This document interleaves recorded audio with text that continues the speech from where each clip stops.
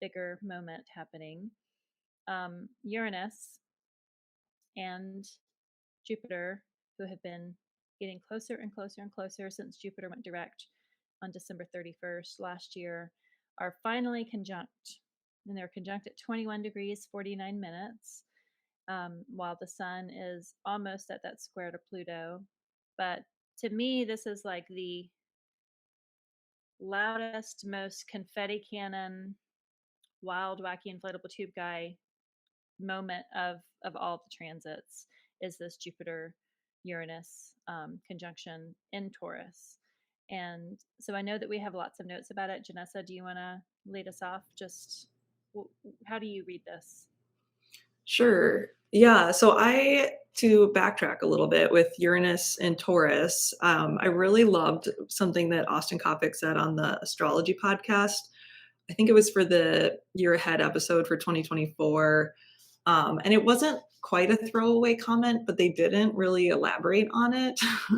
But I have not stopped thinking about it since that Uranus and Taurus has really correlated with the rise of like cottagecore or like slow living and like this return to the earth type movement that we've seen like really heavily on Instagram. But in general, in trends, like farmhouse chic, yeah, just kind of like the most punk. I think that Austin said the most punk thing that you can do in with Uranus and Taurus is like give up the city life and like move to the country, grow your own food, and like Uranus, having the vibes of being rebellious and freedom seeking. Yeah, like that's the rebellious thing is kind of like this return to tradition in a lot of ways. Taurus being the sign associated with like I think of it as like the earth goddess sign, it's ruled by Venus and the moon. So like big ties to farming and agriculture and gardening. So that's kind of like the backdrop, I feel like, to this transit. Jupiter's been in Taurus now it'll be a year in May. So it's kind of been like amping this up and, Jupiter expands anything that it comes near. So I feel like this might be ramping up a lot of those types of themes. One really interesting related news story that has just speaks really literally to this is like I think it's in France where the farmers have like brought in like bales of hay and have like used that like in the streets of Paris to like disrupt things. So literally like Uranus and Taurus like disrupting the status quo with agricultural means. So yeah, I wonder if it's going to be kind of like a high point of that. I also think that there's ties to Saturn a lot with this, and Saturn like being in Pisces. I think it's by Decan, where there's some ties, and it's not quite right with the modern rulerships for the decans here, but there's some like shared overlap with the Saturn themes and Jupiter being, ruling Pisces. I think there's overlap there. But I think a lot of this like the interest and the return to like the agriculture and the cottage core like really becoming a trend is a little bit naive, and there's like this sense that like it looks really good, it looks really fun, it looks really like peaceful and beautiful, like all of these Venusian things. But like what we don't see about that is the other side of farming, and like that is and agriculture work in general is like the Saturnine side of like death and like the hard work that it takes to do all of those things. That's something I've been reflecting on lately is like there's like it all looks really good in Instagram pictures, but like you don't see like the slaughtering of the animals. You don't see the dealing with the manure, like um, all of those things. So I wonder if there's like a tinge of that, like um, that dreamy kind of like ethereal, like Neptune distorted uh, image that we have of like, oh, I'm just going to move to the country and like grow my own food, and like kind of that bubble being burst a little bit by like Saturn, um, and the reality setting in. But yeah, I guess those are kind of like the big like themes I've been seeing. I think another one that kind of relates to the Uranus and Taurus is like breakthroughs in um, like medicine and like health and like things that can help with wellness. So like that would be something I'd really love to see with this transit, that we could see some type of scientific breakthrough that lends itself well to wellness and health topics. But yeah, those are kind of the themes I've been talking about with clients, like in the background, or like, regardless of what is happening in your personal chart, in your Taurus house. Yeah, they're at the exaltation degree of Saturn too, that 20, I guess it's the 21st degree, so maybe it would be 20 and some change, but that got my attention. And when you were talking about like the reality of farming, there's this like picture of a woman with blonde hair, and her hair is braided, and like the grass is braided into her hair. And when I saw that, because my sister is a farmer, I was like, bugs. Yeah. That woman has so many bugs in her hair right now. Like, it looks cute, and her head is probably full of bugs right now. But and also this morning I was like hand washing my purse because it got dirty, uh and so I was like, I legitimately unironically need a washboard right now, and that feels very Uranus Taurus, of like the return to like technology from 100 years ago that is still functional.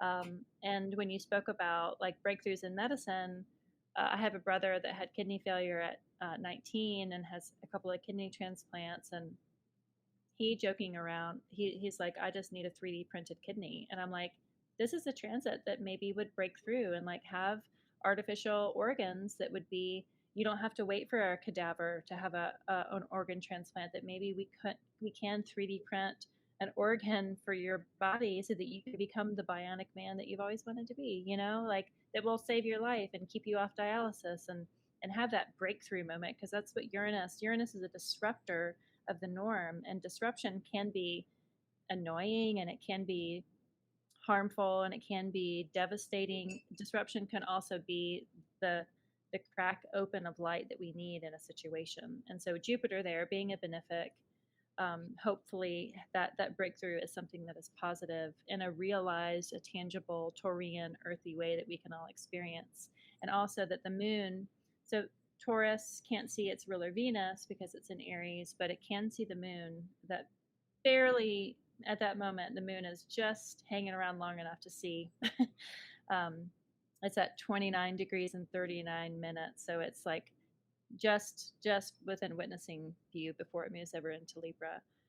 But those are all beautiful reflections. Thanks for sharing, Shauna or Sonia. Do you want to jump in? Yeah, I've got. I'm with. Sorry, Sonia. Mine's quick. If that's okay. I was Yeah, just thinking, was it actual manure or was it produce that those farmers were putting in the road? it was like bales of hay and maybe manure too. Bales of hay Yeah. and maybe manure. Okay, because I thought I saw images of them dumping manure in the roads, and your reference back to cottagecore, and it's like the aesthetic pictures on Instagram or social media, versus what is actually behind the scenes. You Yeah. know, definitely different. One thing I didn't say that I meant to is like also the backlash now that I've been seeing a lot, where like there's been like this rise in like trad wives, or like women who are like returning to like being homemakers, and like unironically, I think it maybe started out to be a little bit ironic or something, but now it's become like this thing of like women really going backwards in terms of like, you know, being submissive and like being homemakers. And there's no, this is not to knock people that want to do that. I love doing a lot of those tasks myself. But like taking it to the next level where we've like regressed to a little too far maybe in terms of like women's rights and the backlash kind of starting now in the discourse, if you will. Is, yeah, sorry, another tangent, but thought I'd throw it in. Yeah, Janessa, you were right when you said about it being Saturn's decan. It's actually a double Saturn decan. So again, we've got another attention drawing decan. And Austin Coppock describes it as prayer beats.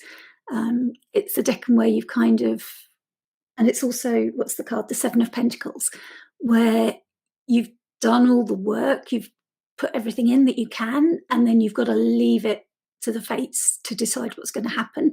And that just feels so Uranian as well, where it's out of our hands. We've kind of done all we can, and now suddenly this lightning bolt comes and it's going to do whatever it will.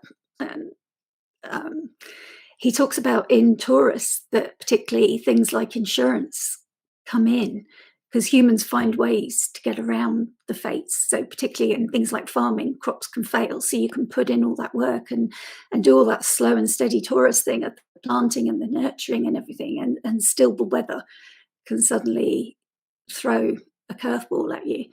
And so it's like there's nothing to do but sit and pray and have your prayer beats. And that's the quality, the story of the decan that we're in, where it's this double Saturn of, okay, we're, you know, who do we pray to? So that's kind of the healthy container again of okay, have we done all we can to mitigate here? What do we need to look around us? What precautions do we need to take? We've planted our seeds, but have we nurtured them? Have we? Let's not be naive and trust that everything's fine. You know, are there any other precautions we can take? And I've got some questions again from our webinar, which is about Uranus being the call to be authentic. And how important is it to you to be true to yourself? You know, are you okay wearing a mask? Or is there something, as this conjunction gets closer, is there something that you're starting to feel uncomfortable with that's coming up for you? And can you tune into that and listen to it? And what price would you be willing to pay for that? Because there always is a price if you're going to abandon a mask and be authentic to yourself. There's usually a loss. It might be friendships fall away, or, you know, coming out as an astrologer even has a cost, we've found. But what are you willing to risk? Because Uranus comes with risks, and we have to be careful that they're realistic. And for that, I would say check in with the friends around you, ground yourself, just to be sure when you get this urge for freedom that you're in a healthy container. It's such a good word, but you know, when those urges come up, you know, are the people around you all with one voice saying you're mad, or are they saying that's a great idea, go for it, but have you thought about XYZ? And when they say that, do think about XYZ, you know, and just make sure that you've done some Saturn work as well. You know, great for Uranus, great to have these breakthroughs and these ideas, but also what would Saturn want? And let's make sure Saturn's happy in this mix as well. And the archetypes that came up when I was looking at this was like the eternal child and Icarus, because obviously he thought he could fly to the sun, and he didn't take those precautions with the wax that melted his wings. So it is that thing of, yeah, these great dreams, but we've really got to be grounded in how we plan them out. So those are my thoughts. Yeah. I love those. And one thing I was reminded of is, you know, there's the chart called the Thema Mundi, and it's the, you know, imaginary chart of the world. It's used as a teaching tool. But in the Thema Mundi, Jupiter finds his joy in the 11th house. But in the Thema Mundi, the 11th house is Taurus because it's a Cancer rising chart. And so if we think about, like, let's use that as like the chart of the world. So we think of the 11th house as like the collective house, the house of support that pushes to the 10th, which is the top of the chart. And so if we think of something breakthrough happening in the 11th house, kind of that we would collectively experience, in modern astrology, they use Uranus as the ruler of Aquarius, kind of the same thing. And while we don't use that, sometimes, different types of astrology will rhyme or harmonize, even though they're not saying the exact same thing. But um, I just wonder, with that conjunction happening in the Thema Mundi in the 11th house, is there going to be a collective thing that is shared that then begins a radical transformation in the tangible reality of Earth? And I had a reading with Nick Dagan Best, one of my favorite astrologers, and he talked about 2024 kind of being the real beginning of this century. And if we think about the 1900s, from 1900 to 1920, yes, it was the new century, it was the 20th century, but the changes that happened then were still pretty reminiscent of the century prior. In the 1920s onward, you had things that, like, the cog in the machine turned in a way that there was no going back. Like, we left horsepower, we started to drive around in cars. Women received the right to vote. There was that second wave of feminism that came after the 1800s. Like, the gender roles started to really shift. Wars started to happen. It was like everything really started to change after 1920. And he speaks about April of 2024 kind of being that moment. And I glean from that, it's that this is the moment that April becomes the powerful month for the next 100 years. That's how important this moment feels. And while it might not be as loud personally to you, I feel like it's going to be personally loud to me because I have Mercury at 21 degrees, 49 minutes. So I'm expecting a message. I'll just put that on record, Mercury. Um, but I feel like it will be collectively experienced as a shift, a very palpable shift. How that will be, maybe it will be subtle to a lot of people. Again, maybe it'll be someone that is born on at this moment that will go on to really radicalize the world and shift it forward in a way, hopefully for the good, because just because time continues on doesn't mean that we necessarily improve. We have to make the right choices to improve every day, all of us collectively, to do that. But I'm excited for this. I feel like it's going to be tangible because it's in an earth sign. I feel like it's going to be loud because Jupiter is loud, Uranus is loud. And with that position in the Thema Mundi being in the 11th house of hopes and dreams, I'm hoping it'll be for the good. And as astrologers, we need to be mindful of the time. So unless anybody has any final thoughts, Shauna, do you want to jump in? I know that you've got a slight delay, so I don't want to speak over you. It's okay. I'm trying to be cognizant of it.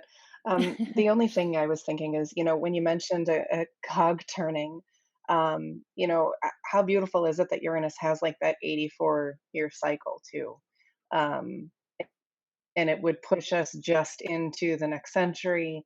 And it feels like, those first 2 decades in my mind are, there's that giant mysterious hand that just starts pushing the wheel. And those first 2 decades are as that wheel is shifting. And then the second decade, the 20s, are when it finally lands into its next position. And then you can start that cycle all over again. So it's just no.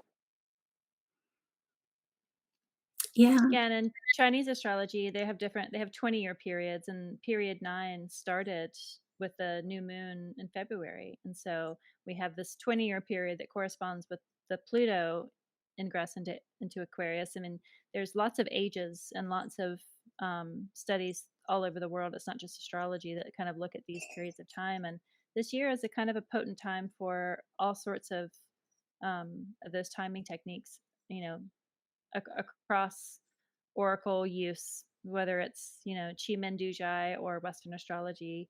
Um, Again, like they harmonize and they rhyme with each other, even if they're not saying exactly the same thing. I went to a ISAR lecture, and it was about Steve Jobs and about how all the significant points on his career were totally tied into this cycle of Uranus and Jupiter. All the releases of, especially the breakthrough Apple products, but also him leaving and coming back and forming different companies and everything, were all either oppositions or conjunctions. But he also mentioned that, like, great inventors are often born at this time. So somebody could be born now or born 14 years ago that we won't know of until 28 years, or, you know, multiples of that they become in our consciousness, but we find that they've been born like with a birth chart that looks just like this, which is really interesting. Yeah, this is going to be somebody's birth chart, or many people's birth chart.